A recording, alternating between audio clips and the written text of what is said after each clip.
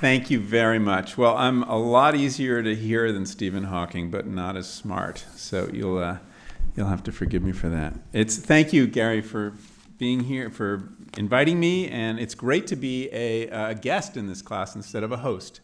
It's always easier to be a guest. So what I want to do today is kind of tee things up for the class and give you some background, kind of a crash course in how we got where we are with food. Because the food system's been transformed in just a couple generations in a very dramatic way. And the kind of food system you confront when you walk into a supermarket, when you walk into a restaurant, a fast food restaurant, is very new. And important to remember that. It may seem like it's always been that way, and in your lifetime it has, but not in your grandparents' lifetime.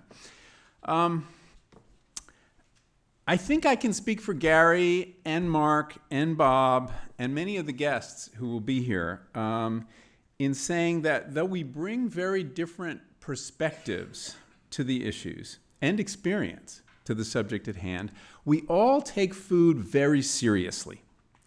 It is central to the great question of what our relationship to nature is, as well as our relationship to one another.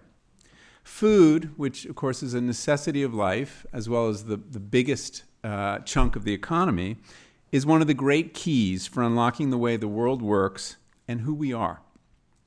So I'm going to make large claims for food and its importance in your life. Mark Bittman put this well the other day in a New York Times column that he wrote on the President's State of the Union message, in which food was not mentioned, but could easily have been and probably should have been, in Mark's estimation, and mine as well. He wrote, "The issues that confront most Americans directly are income, food, thereby agriculture, health, and climate change.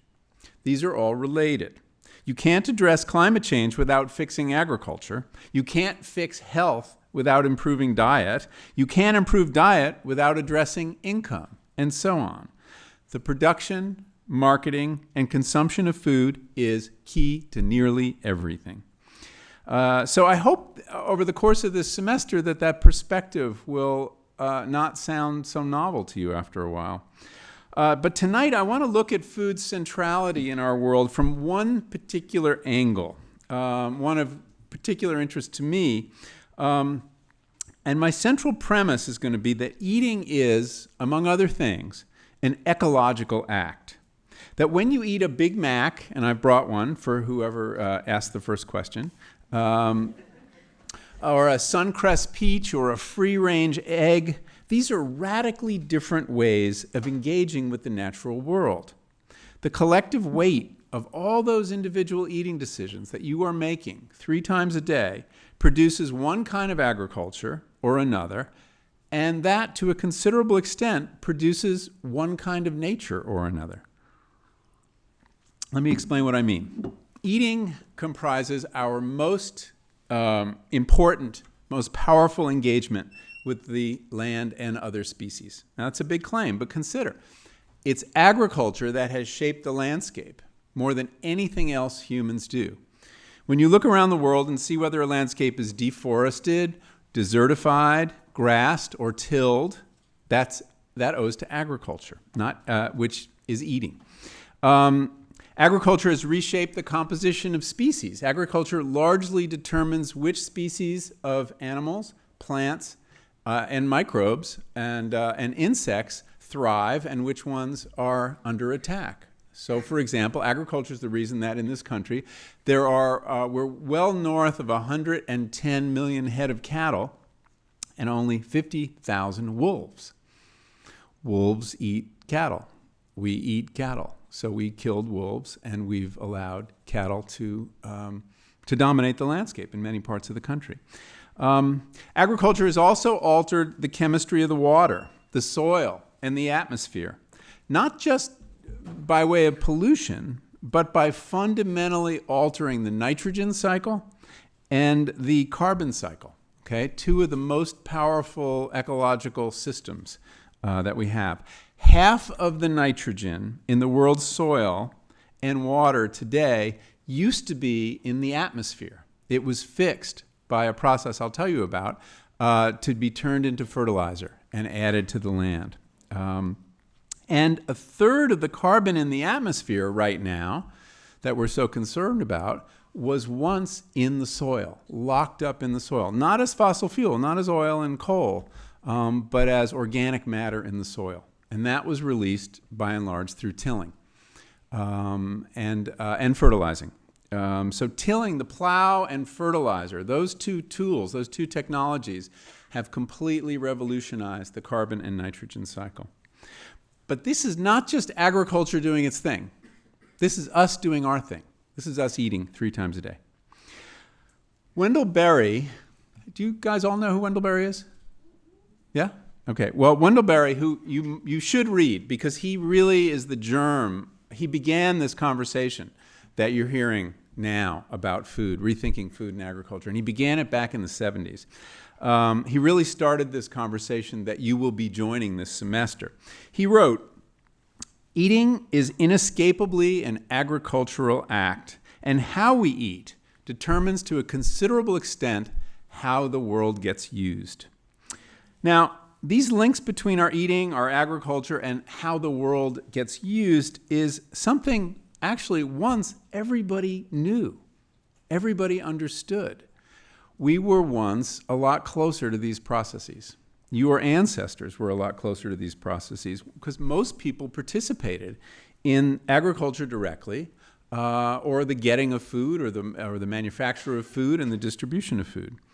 But the industrialization of food in the last couple decades and the disappearance of food growing and food getting from our everyday lives has obscured the fact that we too, like every other creature on the planet, are part of a food chain, or actually in our case, several food chains. We're somewhat different than other creatures because we get to choose our food chain, and we also get to reshape it in various ways. And we transform our food through cooking. There's a great quote I like about this by William Ralph Inge, who was an English essayist. He said, "The whole of nature is a conjugation of the verb to eat in the active and passive tense." That's all you need to know about nature right there. Yet many of us operate under the illusion that food comes from the supermarket. And that so many of us believe that represents a tremendous cultural forgetting and amnesia. And that we are losing this sense. And it often occurs to me as someone who's been writing about this issue for a very long time, telling people where their food comes from and writing books about it and making a pretty good living at it. This was like work that did not need to be done 50 years ago. You could not have written a book like Omnivore's Dilemma because everybody knew the answer to the question I was asking there, which is, where does your food come from? How is it produced? So we live in a very unusual time in the history of our species where we have what you might consider the luxury of ignorance. And it is at least an option. And I hope to persuade you it's not a very good option, but it is an option.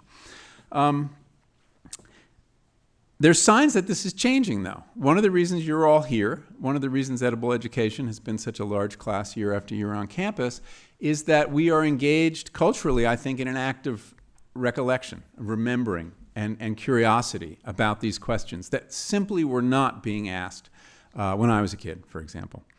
And we are engaged in this process also of recognizing once again the supreme importance of food, something that most cultures have known. That's why food is tied up with ritual and religion and has a sense of the sacred about it that we have lost. So just how important is food, to summarize? Well, it's somewhat hidden, and I'm going to bring this down to a very concrete level now, but it's at the heart of some of the biggest problems we face as a civilization, problems that won't be solved without addressing the role of the food system in creating them. Let me give you 3 examples. Energy, right? Well, food represents the growing of food, the distribution of food, the processing of food consumes 20% of the fossil fuel that we use in this country, okay? So it's a fifth of the energy story. Healthcare.